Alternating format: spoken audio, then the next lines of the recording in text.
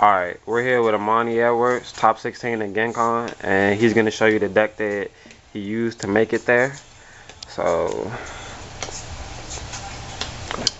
Okay, this deck is called Sharingan of Tears, and when I said that at first, a lot of people didn't know what it meant.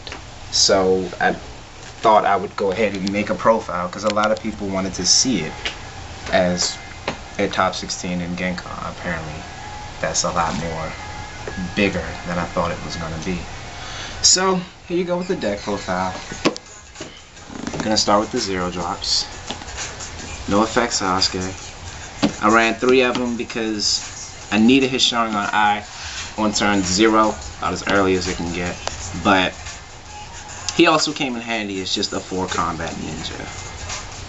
So, move that over there. My second 0 drop, which I also ran in 3 for his Sharingan Eye, would be Kakashi Childhood.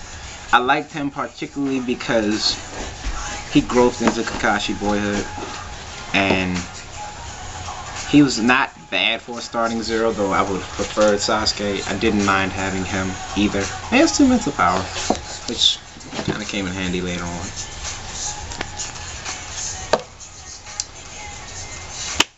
Then we got 1 Tracking Ninja. At first I only ran Tracking Ninja because it was foil, I'm not gonna lie. But then once I started realizing how much I needed his water symbol, once I started running Friendship from Sorrow because Constance was killing me, I actually came to use him as a 0 drop with 4-1. I mean, being the only 0 drop in my hand, I keep a hand with just a Tracking Ninja. And yeah, he had Ambush. Ambush came in pretty handy too. Alright. Then of course we have the standard formation of Anbu, which at this time were supposed to be running the Gencon, so if you didn't have Anbu, you were going to have a problem, unfortunately.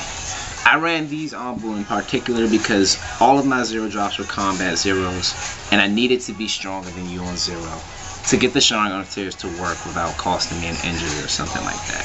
Anbu was just the best thing for it. With Ninjutsu combat attribute and coming into play as the 3 support, it was hard to get over a ninja like no effects Sasuke. You kind of just had to take the Sharingan of Tears and just live with it. I liked it that way. So now on to 1 drops. We got State 1 Kitamaro. He's my favorite 1 drop in the block format because of his reinforcement, State 2 Kitamaro. Not particularly because of him. He's a good 1 drop to have 2 support, but that's about all I look for in him.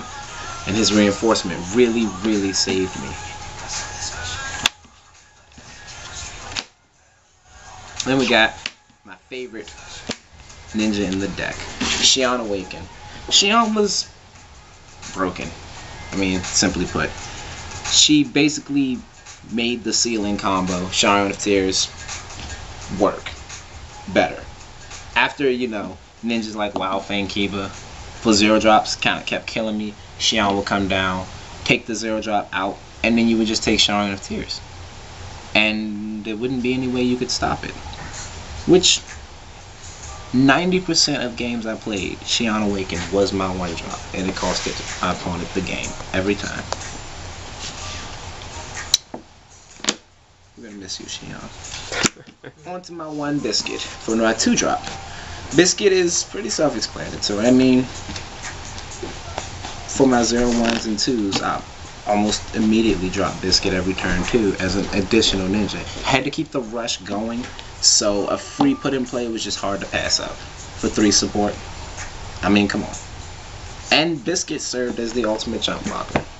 Gonna miss him too. And we got 1 Kigiri.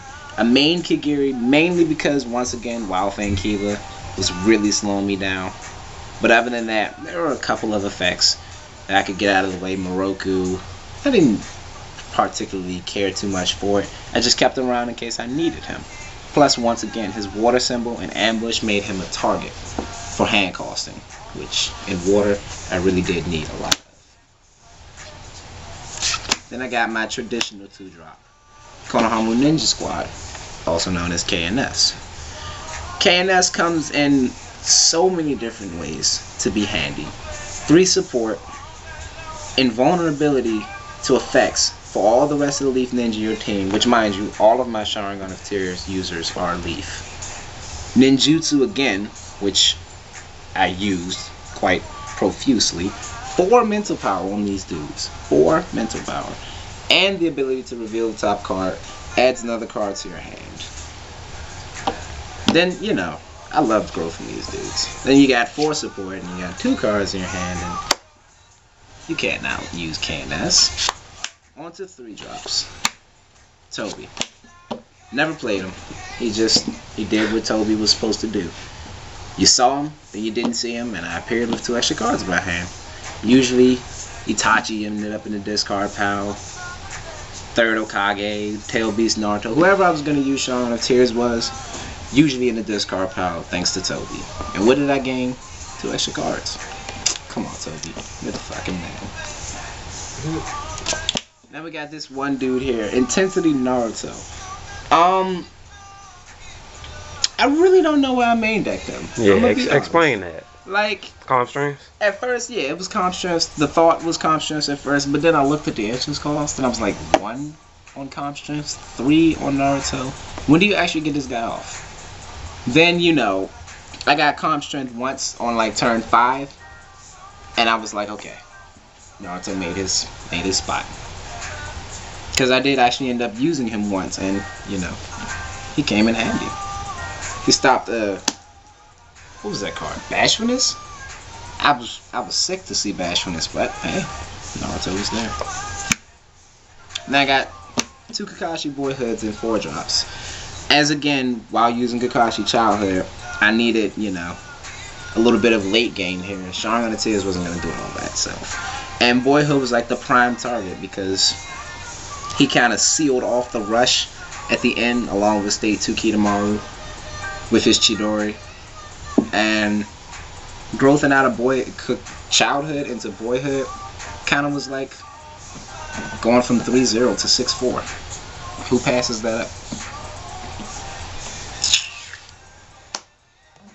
Then we got Tail Beast Form Naruto for 5. I never actually deployed him unless it was absolutely necessary. He was mostly a target for Sharingan of Tears. He was a dangerous target for Sharingan of Tears. I mean, hitting him on turn 0, attaching him to like a Sasuke or something, gave me pretty much the ability to clean out all the rest of the ninjas you had from that turn forward. He was practically free for the targets I was going for. 2 chakra at the most, and Xion would take out the rest of them. It was definitely something that you didn't want to run into. And actually, I played him once against Thomas Cow in the top 16. It was one of those moments. It cost me 12 chakra to knock a Furido down once. But he gave me all the time I needed to get in the rush. Then we got my main Sharingan of Tears target, Itachi. Now, when I first decided to build this deck, and I was looking for a target for Sharingan of Tears, I saw Itachi, and he just jumped out at me. Like, the ability to tell your opponent he can't play cards, any cards, with an interest cost of 2 or less on turn 0, kind of was like, well, that means I can't play anything, right? Yes, that's what that means. Which means that now if Xion has cleared out your only ninja, you're pretty much stuck for turn 1 and turn 2. And hopefully turn 3. While I'm free to rush you with a bunch of Ambus and 6 combat teams, and once you finally get your one ninja, it's like turn 4. I get my Boyhood, I get my Kidomaru, I lock you up, game's over. He was definitely the target for Sharingan of Tears that I was going for the most. Then we got 1/3 Hokage. I just kept him around because, I mean, he was another target for Sharingan of Tears. He was never actually the one I was looking for out of the 6 targets I had. But if I got him, it was better than not getting anything. Cost 14 cards with the top deck.